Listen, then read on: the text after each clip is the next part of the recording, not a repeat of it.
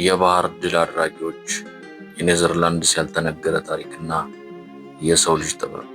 በዓለም ላይ ያለች አንዲት ሀገር መሬቷ ከባህር ወለል በታች ሆኖ ሳለ ዓለምን ከላይ የምትገዛበት ሚስጥር ምን ይሆን? ኔዘርላንድስ ስንል ብዙዎቻችን የምናስበው ስለ ቱሊፕ አበባ ወይም ስለ ንፋስ ወፍጮዎች ነው። ነገር ግን የዚች ሀገር ታሪክ አበባና ወፍጮ አይደለም። ታሪኳ ከባህር ጋር የተደረገ የዘመናት ጦርነት ነው። እግዚአብሔር ዓለምን ፈጠረ፣ ሆላንዳውያን ግን ሆላንድን ፈጠሩ። ይህ አባባል ዝም ብሎ የተባለ አይደለም። እያንዳንዷ የኔዘርላንድስ ኢንች መሬት የሰው ልጅ ተፈጥሮን በመታገሉ ያገኘው ድል ነው። በ16ኛው ክፍለ ዘመን ደች ሰዎች አንድ ከባድ ፈተና ገጠማቸው። ባህሩ ምድራቸውን ሊውጥ ተቃረበ። ሌሎች ህዝቦች ቢሆኑ ኖሮ ምድራቸውን ለቀው ይሰደዱ ነበር። እነርሱ ግን ወሰኑ፣ ባህሩን እንመልሰዋለን አሉ። እዚህ ጋር ነው የሰው ልጅ ታላቅ የፈጠራ ችሎታ የሚጀምረው። ታዋቂዎቹ የንፋስ ወፍጮዎች ለጌጥ አልነበሩም። እነርሱ የሀገሪቱ የደም ዝውውር ነበሩ። የንፋስ ኃይልን በመጠቀም ከውሃ በታች ያለውን መሬት እያደረጉ ሰው የሚኖርበትን ምድር ከጭቃ ወጡ። ዛሬ በኔዘርላንድ ስትሄዱ የምታዩቸው ቦዮች የባህሩን ኃይል ተቆጣጥረው የፈጠሯቸው የሰው ሰራሽ ደም ቅዳዎች ናቸው። ይህ ታሪክ የሰው ልጅ ተስፋ ከቆረጠ በኋላ የሚጀምረውን የፈጠራ ጥበብ ያሳየናል።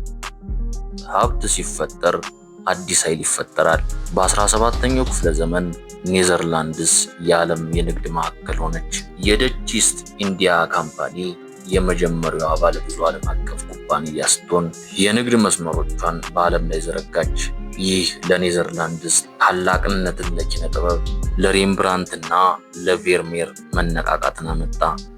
ነገር ግን ታሪክ ሁልጊዜ የድል ድምቀት ብቻ አይደለም።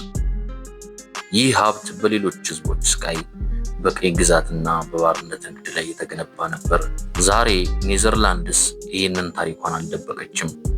ታሪካቸውን በድፍረት በመጋፈጥ ስህተታቸውን በመቀበል ለሰብአዊ መብትና ለፍትህ መቆምን የዘመናዊ ማንነታቸው መገለጫ አድርጎታል። ይህ ደግሞ ከአንድ ሀገር የሚጠበቅ ትልቅ የሥነ ምግባር ብስለት ነው። ታዲያ ዛሬስ ምን ይለያቸዋል? አንድ ደች ሰው ሲያዩ ቀጥተኛነታቸውን ያስተውላሉ።